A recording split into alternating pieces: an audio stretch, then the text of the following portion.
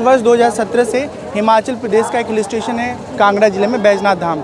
वहाँ पर रह करके हम अपनी आध्यात्मिक साधना कर रहे हैं और समय समय पर जब हमें अवसर मिलता है तो यूथ के साथ हम इंटरैक्ट होते हैं। मेरी कोशिश ये है कि जो युवा सोशल मीडिया पर बहुत भारी संख्या में उपलब्ध हैं उनसे जुड़ने का सबसे सुंदर जो मंच है वो है सोशल मीडिया। आँख की नींद ख़त्म होने से लेके जब तक नींद ना आए तब तक वो 4 बार 5 बार 6 बार 10 बार लोग जाते हैं और बहुत तरह के कंटेंट उनको वहाँ मिलते हैं, एंटरटेनमेंट से रिलेटेड, न्यूज़ से रिलेटेड। ऐसे में उन्हें एक धर्म आध्यात्म से जुड़ा व्यक्ति जीवंत रूप में मिलता है जिससे वो जुड़ करके बात कर सकते हैं। बिल्कुल, ये डिजिटल बाबा हैं और इनके पास आप देखिए ट्राइपॉड है और फ़ोन देखिए।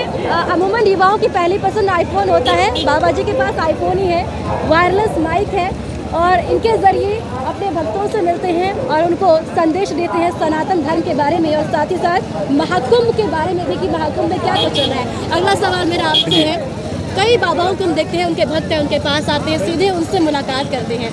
आप माध्यम आपका फ़ोन है, कैसे आप कनेक्ट हो पाते हैं? मेरी कोशिश होती है कि हम कम समय में अपने आयु वर्ग के आसपास जाएं क्योंकि उनके पास वक्त नहीं है। पढ़ाई का बहुत सारा उनके पास कार्य होता है, सिलेबस होता है, जॉब की जिम्मेदारियां होती हैं, व्यस्तताएं हैं।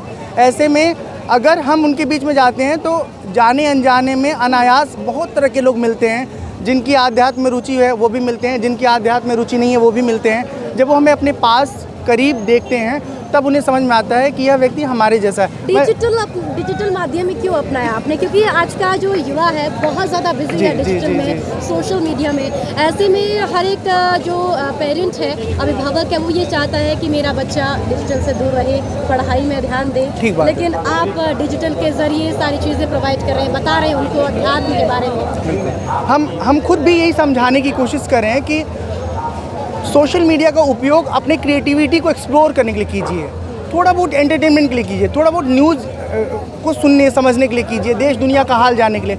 एडिक्शन से दूर रहिए। और एडिक्शन सोशल मीडिया का नहीं है, रिलेशनशिप में भी आप एडिक्ट हैं या किसी चीज़ में या किसी जगह में, किसी वस्तु में आप अगर आसक्त हैं तो आपके लिए वो मुसीबत बन जाएगा। अच्छा, यहाँ महाकुंभ से क्या थोड़ा सा ज्ञान अपने भक्तों को देना चाहिए? मैं यही कहना चाहता हूँ कि सनातन धर्म का जो सबसे सुंदर स्वरूप है कि आपको जिस तरह का स्वभाव मिला है उस अनुसार आपको भक्ति आध्यात्म में आगे बढ़ने का अवसर मिलता है। यदि आपके मन में वैराग्य बहुत है तो भगवान शंकर का ध्यान करिए। आपके जीवन में आदर्श बहुत है तो भगवान राम का चरित्र आपके सामने बहुत सुंदर दिखेगा। आपको अगर थोड़ा चटपटा जीवन पसंद है तो भगवान कृष्ण का जीवन आपके लिए प्रेरक है। कुल मिला के संसार में जो आप चाहते हैं उसको प्राप्त करिए, लेकिन साथ ही साथ अपने आप को भीतर से जानने की कोशिश करिए। ठीक है, डिजिटल के बारे में और कुछ बात करेंगे, लेकिन पहले कुछ सुना दीजिए। हाँ बिल्कुल। लगन तुमसे लगा बैठे, लगन तुमसे लगा बैठे, जो होगा देखा जाएगा, तुम्हें अपना बना बैठे, जो होगा देखा जाएगा। कभी दुनिया से डरते थे कि छुप छुप याद करते थे, लो अब पर्दा हटा बैठे, जो होगा देखा जाएगा। मतलब भगवान से जब प्रेम होता है ना तो दुनिया के लोग क्या कहते हैं ये बहुत असर नहीं करता। सिर्फ उस स्थिति में हम अधिक से अधिक खोना चाहते हैं, डूबे रहना चाहते हैं। तो यही मेरे जीवन की कोशिश है। में कितना समय आपको हो गया है और सोशल मीडिया के बारे में बताइए जरा थोड़ा अपना कि आपको कितने लोग फॉलो करते हैं? 5 जनवरी से हम महाकुंभ में हैं और आज 25 फरवरी है। सोशल मीडिया में हमें फेसबुक पर करीब 3.5 लाख लोग फॉलो करते हैं, बिल्कुल ऑर्गेनिक फॉलोअर हैं। और इंस्टा पर लोग हैं, यूट्यूब पर करीब 50,000 लोग हैं। बात ये नहीं कि कितने लोग फॉलो करते हैं हमें, बात ये है कि हमारी बातें लोगों को ठीक लग रही है। अच्छी बातें बहुत अधिक लोगों को तो नहीं पसंद आती हैं और बहुत हैवी। 50 दिन हो गए स्वामी जी को कुंभ में पधारे हुए। आपने सुना है मेरे बारे में? 50 तो नहीं हुए, 5 जनवरी से पधारे हुए हैं। लगभग 50 दिन, एक दिन कम ज़्यादा हो सकता है, ठीक कह रहे, लेकिन 50 दिन लगभग हो गए स्वामी जी को। तो मेरी कोशिश ये है कि बस सोशल मीडिया का उपयोग हम अपने विकास में करें, अपने जीवन के सृजन में करें, अपने रचना धर्मिता को बढ़ाने में करें, अपने वस्तुओं के प्रचार प्रसार में करें, अच्छी चीज़ों को फैलाने में करें, उसके साथ एडिक्ट ना हो। अपने बारे में कुछ ये बताइए कि आपने पढ़ाई कहाँ तक की है, आगे क्या कर रहे कुछ हैं? सोचा है आगे आपने करने के लिए? ये कुछ सवाल कर रहे हैं। हाँ, पूछ रहे शादी कब करेंगे? हाँ, शादी मैं करना चाहता हूँ और मुझे एक साथी मिल भी गई हैं। मैं कुंभ के शुरुआत, खुशी होगी। हाँ, तो जब हम कुंभ में आए थे, हाँ ठीक बात है, अभी हम लोग बात करें। तो जब हम कुंभ में आए थे तो हमने अपने दिल की बात बिल्कुल खोल करके अपने आप को सबके सामने रखा था और उसे सुन करके हमें एक साथी मिली हैं। अब थोड़ा वैचारिक तालमेल बनने में वक्त लगेगा, जब हमें लग जाएगा कि हम दोनों एक दूसरे के अनुकूल हैं तो फिर विवाह भी कर लेंगे। कई लोग कहते हैं बाबा तो संन्यास ले लेते हैं। नहीं, हम संन्यास लिए हैं और संन्यास जैसा जीवन जी रहे हैं। वैष्णव परंपरा में हमारा विरक्त दीक्षा है, लेकिन एक समय ऐसा था आज के 15 साल पहले जब मेरे बहुत विरक्ति थी, बहुत वैराग्य था। अब आज ऐसा लगता है कि मुझे एक जीवन साथी चाहिए। तो मेरा यही कहना है कि जीवन की वास्तविकता जो है ना, जिस धरातल पर हम अनुभव करें अपने आप के बारे में, अपने इमोशंस को लेकर के, अपनी ज़रूरतों को लेकर के, उसी धरातल पर मुझे सच्चाई को स्वीकार करके फिर आगे जबरदस्ती जीवन नहीं जीना चाहिए, वो बोझ जैसा हो जाता है। जी। एक सवाल बाबा जी आपसे मेरा ये कि आज के युवाओं के लिए आप क्या कहना चाहेंगे, क्योंकि भटका हुआ युवा आपको बहुत मिला होगा, सही रास्ते पर कैसे आए, क्या उनको ऐसा करना चाहिए कि उनको दिशा सही मिले अपने जीवन में आगे बढ़ने के लिए?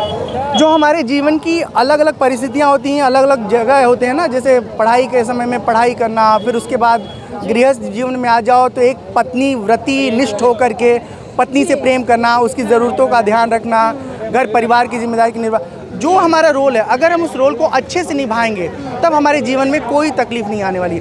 दिक्कत तब होती है जब हम डिवल कैरेक्टर में आ जाते हैं, पढ़ाई के समय पढ़ाई न करके दुनिया भर की चीज़ों में अपना दिल लगा लेते हैं। उसके बाद घर परिवार में आ गए, दुल्हन मिल गई, दुल्हन में थोड़ा समय मन लगा, उसके बाद मन भटक गया, कहीं और लग गया, तो फिर वो जीवन खराब हो जाता है। तो कहने का आशय ये है कि यदि हम जो कार्य कर रहे हैं उसको सोच समझ के आरंभ करें और फिर उसमें ईमानदारी से लगे रहें, तो धीरे धीरे हम अनुकूल जीवन जीते हुए अपने लक्ष्य को प्राप्त कर लेते हैं। डिजिटल बाबा का जो आपने वेश धारण किया है, कितना समय हो गया है? इसको 7 वर्ष हो गए होंगे, 8 वर्ष हो गए। 2017 से जब हमने पढ़ाई लिखाई के बाद ये अनुभव किया कि आजकल युवा सोशल मीडिया पर ही बहुत अधिक समय खर्च कर रहा है। इनकम सोर्स ये है कि जब मैं रामकथा सुनाने जाता हूँ तो उसमें मुझे खुद की इच्छा से जो कोई पैसे दे देते हैं, कभी 20,000, कभी 50,000, कभी 1.5 लाख, कभी कुछ भी नहीं, तो वहाँ से जो पैसे मिलते हैं उससे हम अपना जीवन का आवश्यकता पूरा करते हैं। अभी बहुत सारे लोग आपके सामने हैं, इनके लिए क्या कहना चाहेंगे? इनके लिए सिर्फ इतना कहना चाहते हैं कि माता पिता की खूब सेवा करिए। जिस दुनिया में हम जन्म लिए हैं, जिस स्कूल में हमने पढ़ाई किया, जिस समाज से हमें बहुत कुछ मिला है, उस समाज के लिए भी हम कुछ करें। सेल्फ सेंटर नहीं हो, सिर्फ अपने लिए जीवन न जिए। अपने लिए जीवन जीने के साथ साथ आसपास में कहीं कोई ऐसा व्यक्ति है जिसकी हम सहायता कर सकते हैं, जिसको हमारी सहायता की ज़रूरत है, उसकी सहायता करते हुए ज़िंदगी को आगे ले जाएं। और ले जाने का मतलब, आगे ले जाने का मतलब सिर्फ इतना है कि आगे ले जाने का मतलब कि हम एक उस स्थिति को पालें जहाँ पर पहुँचने के बाद ना हमारे मन में कोई चाहत न रह जाए, किसी तरह की लालसा न रहे, कोई अतृप्ति न रह जाए। आध्यात्मिक जीवन की बात हम करते हैं, आध्यात्म के बारे में हम लोगों को बताते हैं। जीवन में सब कुछ पाइए, लेकिन खुद को पाने की कोशिश भी निरंतर करते रहिए।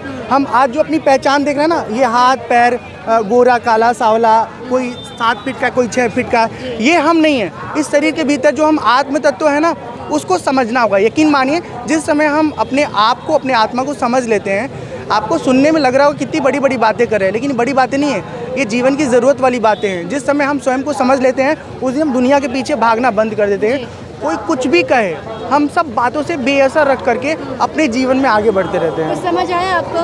बहुत अच्छा लगा। हम तो इनके फॉलोवर हैं और हमसे सुनते रहते हैं डिजिटल प्रोग्राम सोशल मीडिया पे। हमें बहुत अच्छा लगा। बाबा जी, चलिए बाबा जी, अब हर हर महादेव का जयकारा लगा दीजिए। हर हर महादेव, हर हर गंगे। बहुत शुक्रिया आपका बातचीत के लिए। इसका टेलीकास्ट कब होगा मैडम? स्वामी रामशंकर फेमस है प्रभु, एक सेल्फी लेंगे हमारे साथ। अध्यात्म का ज्ञान देते हैं, आप भी इन्हें डिजिटल के माध्यम से सुन सकते हैं और देख सकते हैं। कैमरा पर्सन सौरभ के साथ जय